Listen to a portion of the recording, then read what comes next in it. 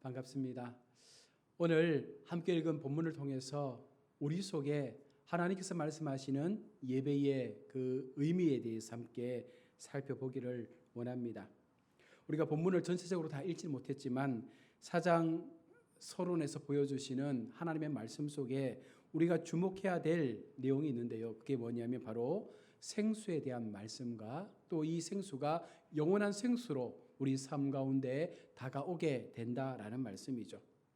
오늘 본문을 좀 살펴보면 야곱의 우물에서부터 예수님과 사마리아 여인과의 대화가 시작이 되어집니다.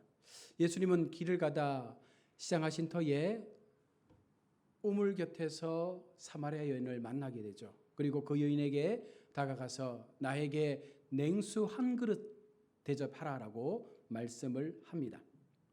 이 여인은 의아해하며 예수님에게 묻습니다. 왜 당신은 나에게 물을 달라고 말씀합니까? 유대인들은 지금까지 사마리아인들을 상종하지 않았는데 왜 당신은 유대인이면서 사마리아 여인인 나에게 물을 달라 말씀합니까? 라고 이야기합니다. 그때 예수님께서 그 여인에게 대답하기를 당신이 내가 누구인지 알았더라면 나에게 생수를 달라 했을 것이다 라고 말씀하면서 예수님의 존재에 대하여 그 여인에게 말해주는 것입니다.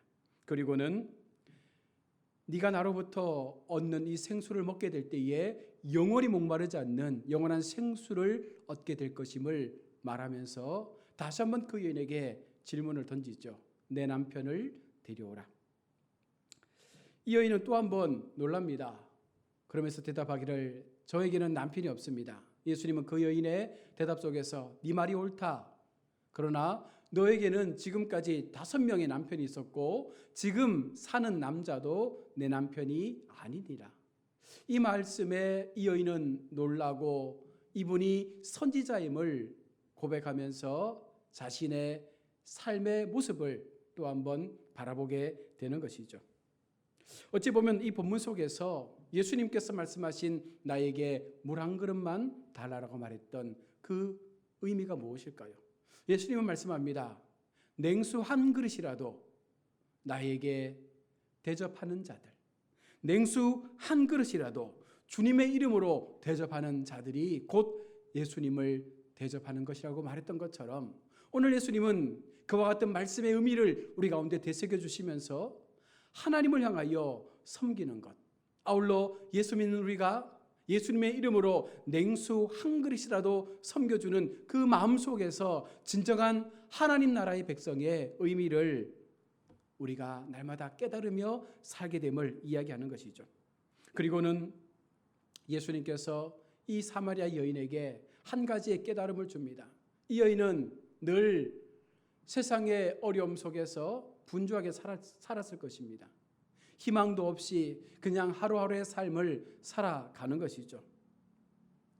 5명의 남편을 거치고 지금 6번째 살고 있는 이 남자도 어쩌면 이 여인에게 오래가지 못할 남자로 남을 수 있을 것입니다.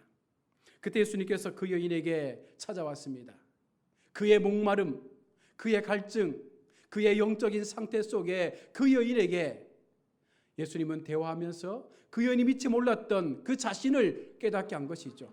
네 남편을 데리고 오라는 그 말씀 속에서 그 여인이 어떻게 살았는지를 돌아보게 한 것입니다. 어쩌면 그 여인의 양심을 예수님은 두드렸고 그 여인은 그 양심을 보게 된 것입니다. 음란하게 살아왔던 자신의 삶을 통해서 이제 또 한 번 예수님을 만남으로 그의 삶이 어떻게 바뀌어질 수 있는지에 대한 그 마음이 그 속에 생겨나게 된 것이죠. 그러면서 다시금 이 주제가 예배의 장소로 바뀌어지게 되었습니다. 성도들이 신앙생활을 통해 좀 더 하나님과 가까워지려는 마음으로 우리가 예배의 자리로 나오게 됩니다. 오늘 이 시간 우리가 예배하는 것도 어쩌면 하나님 앞에 우리가 좀 더 우리의 마음을 내어놓고 하나님의 그 음성 앞에 우리의 삶의 위로를 받고 싶어서 하나님께 나왔을 수도 있습니다. 그러나 우리가 좀 더 깊이 생각해야 될 것은 하나님이 원하시는 예배자가 어떤 사람일까? 좀 단편적으로 내가 기뻐하는 예배가 참된 예배일까? 아니면 타인을 기쁘게 하는 예배가 참된 예배일까? 아니면 하나님을 기쁘게 하는 예배가 참된 예배일까? 여러분, 무엇일까요? 답은 정해져 있죠. 하나님을 기쁘시게 하는 것이 참된 예배입니다. 그런데 우리 마음 가운데 어쩌면 가장 먼저 떠오르는 것은 내가 기뻐야 된다라고 믿는 것이요. 내가 교회에 나올 때에 교회에 나오는 그 시간을 통해서 내가 기뻐하지 못하면 교회에 나오는 것이 힘들어지고 어려워집니다. 때로는 타인을 기쁘게 하기 위해서 교회를 나올 때도 있습니다. 어머님 아버지의 그 잔소리가 듣기 싫어서, 또 친구가 좋아서 친구 따라 강남 간다고 친구를 위해서 교회를 가는 경우도 있습니다. 때로는 무언가 내 욕심을 채우고 싶어서 교회를 나오는 경우도 있죠. 그러나 정말 우리가 놓치지 말아야 할 것은 예배의 대상이 누구이며 우리가 그 예배의 대상 되신 하나님을 향하여 어떤 자세로 하나님 앞에 세워져야 그것이 올바른 예배인지에 대하여 우리가 인식하지 못하면 우리가 매일마다 드려지는 이 예배가 어쩌면 허공을 때리는 예배로 끝날 수밖에 없다는 것입니다. 그래서 우리는 예배를 하나님이 기뻐하시는 예배, 하나님이 주인 되시는 예배, 하나님께서 받으시는 예배의 삶을 드려야 한다는 것입니다. 오늘 요한복음 4장에서 사마리아 여인의 고민은요, 예배 장소에 대한 고민이었습니다. 사마리아 사람들은요, 사마리아 성전이 있는 그림산에서 예배를 드렸고, 유대인들은 예루살렘 성전이 있는 시온산에서 예배를 드렸기 때문입니다. 과연 어디서 하나님을 예배해야 하는가? 이것이 그 여인의 마음에 있었던 고민 가운데 하나였습니다. 이런 고민은 어쩌면 우리도 공감할 수 있는 고민이죠. 꼭 교회에서 예배를 드려야 하는가? 다양한 장소, 하나님은 시공간을 초월하시는 분이시니 그냥 집에서 드려도 되지 않느냐라는 그렇게 말하는 분이 있을 것입니다. 장소를 불문하고 장소를 초월하시는 하나님 앞에 우리가 그냥 있는 내 자리에서 하나님을 예배하면 되는 것이 아니냐라고 말하는 분들도 분명히 있습니다. 예수님은 오늘 사마리아 여인에게 이렇게 말씀하시죠. 참되게 예배드리는 사람들이 영과 진리로 아버지께 예배드릴 때가 오나니 곧 지금이라. 하나님은 영이시니 예배하는 자가 영과 진리로 예배해야 한다. 오늘 주님은 우리 가운데 어떻게 예배해야 되는가에 대해서 말씀합니다.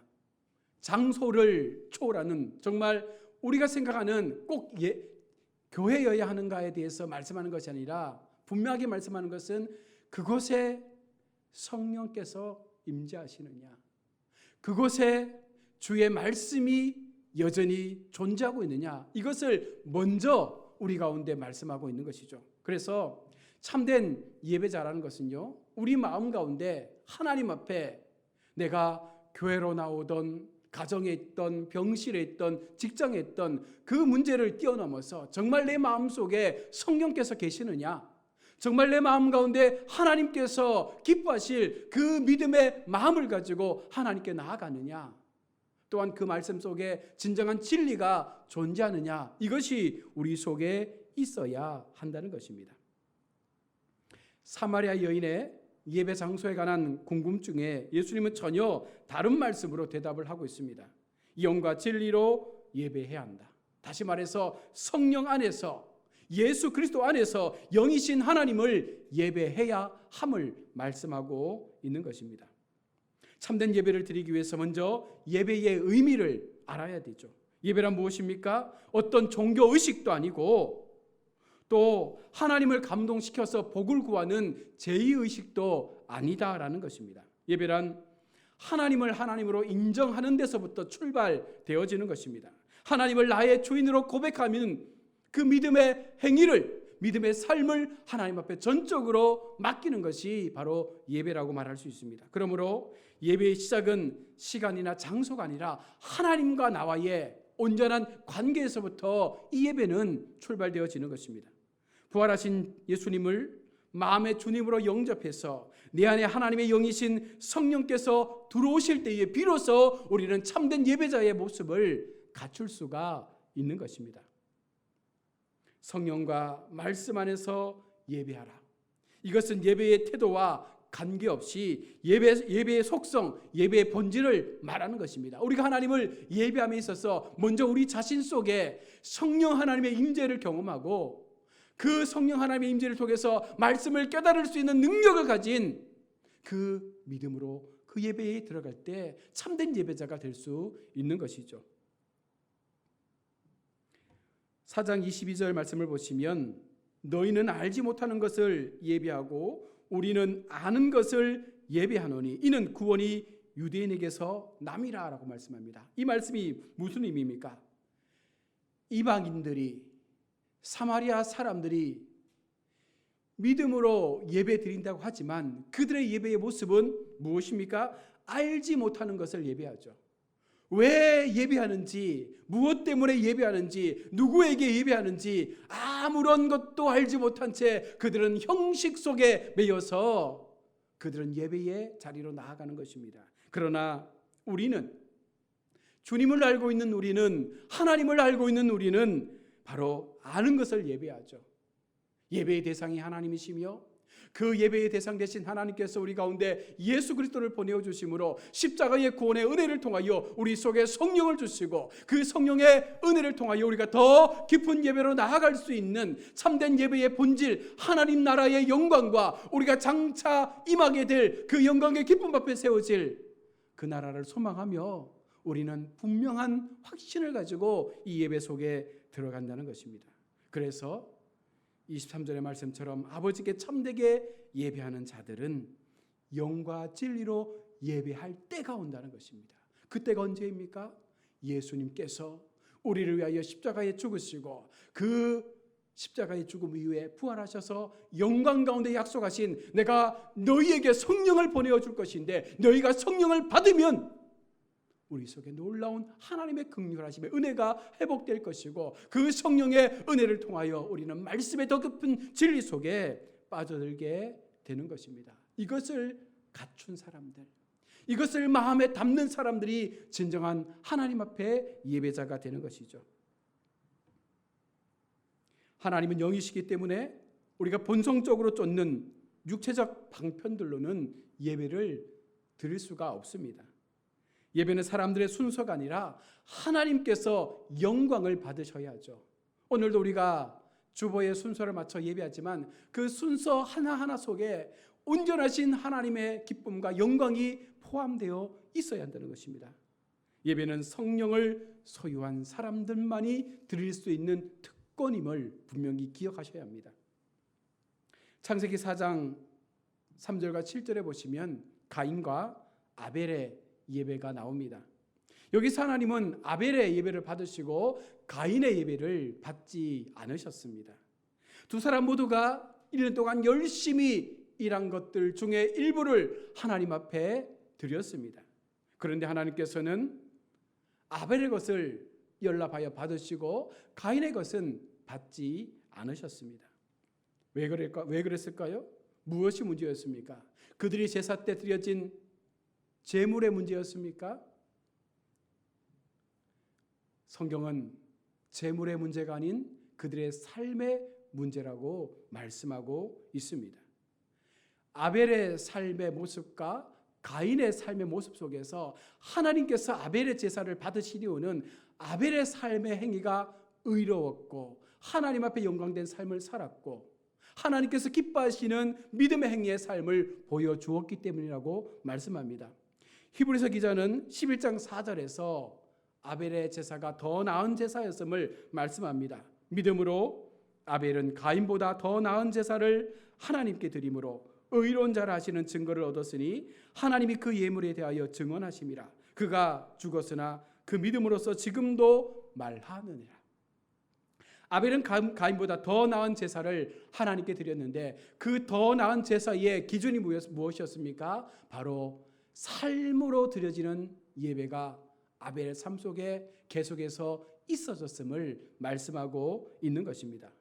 믿음이 동반된 제사, 다시 말하면 하나님 앞에 의로움을 얻을 수 있는 제사를 아벨은 드렸다는 것입니다. 하나님은 바로 이런 사람의 제사를 받으시고 그와 같은 사람이 드려지는 그 제물을 하나님께서 받으시는 것이죠. 우리의 예배의 모습은 어떠합니까? 헌금 잘 드리는 사람, 교회 열심히 출입하는 사람, 인간관계 좋은 사람, 이런 사람들을 예배 잘 드리는 사람이라고 착각하지 않습니까? 언뜻 사람들의 눈에 보이기에 빠지지 않고 교회를 출입하고 빠지지 않고 각종 예물을 하나님께 드리고 인간관계 속에서 좋은 관계를 맺는 모습들을 보여주면 참 좋은 사람이야, 참 하나님 앞에 예배 잘하는 사람이야 라고 말하지만, 여러분, 하나님께서 보시는 기준은 그것이 아니라는 것입니다. 하나님이 보시는 기준은 그의 삶 속에 성령의 임재가 있느냐, 그 성령의 임재를 통하여 정말로 말씀대로 살고자 하는 그 믿음의 행함이 그 삶 속에 있느냐. 그래서 그 삶을 통하여 많은 사람들이 하나님을 보게 되고 그의 삶을 통하여 하나님께서 영광 받으시는 아름다운 믿음의 모습이 그 한 사람의 삶을 통하여 나타나게 될 때에 많은 헌금을 드리지 못해도 때때로 상황 가운데 여러 가지 많은 관계가 또 나빠질 수 있어도 그럼에도 그의 삶이 하나님 앞에 영광된 삶으로 올려지게 된다면 하나님은 그 사람이 훨씬 더 하나님 앞에 옳은 예배자임을 말씀하고 있는 것입니다. 요한일서 기자는요, 믿음의 예배가 무엇인지를 우리 가운데 분명히 구체적으로 말씀해 주고 있습니다. 요한일서 3장 12절의 말씀에서 행위의 의로움에 대해서 말씀합니다. 가인같이 하지 말라. 그는 악한 자에게 속하여 그 아우를 죽였으니 어떤 이유로 죽였느냐? 자기의 행위는 악하고 그의 아우의 행위는 의로움이라. 요한 기자가 말하는 행위에 대한 판단입니다. 가인은 삶 자체가 악했다는 것입니다. 악한 행위를 가지고 아무리 하나님 앞에 의로운 척 예물을 드려도 하나님은 그것을 받지 않는 것입니다. 그래서 성경에서 말씀하는 것처럼 너희가 분을 내어도 하루가 넘지 않도록 해라. 그리고 형제와 다툼이 있었거든. 그 다툼을 해결하고 하나님께 나와서 예배하라라고 말씀하고 있는 것입니다. 무엇이 문제입니까? 하나님 앞에 예배할 때에 우리 속에 부정함이 없어야 된다는 것입니다.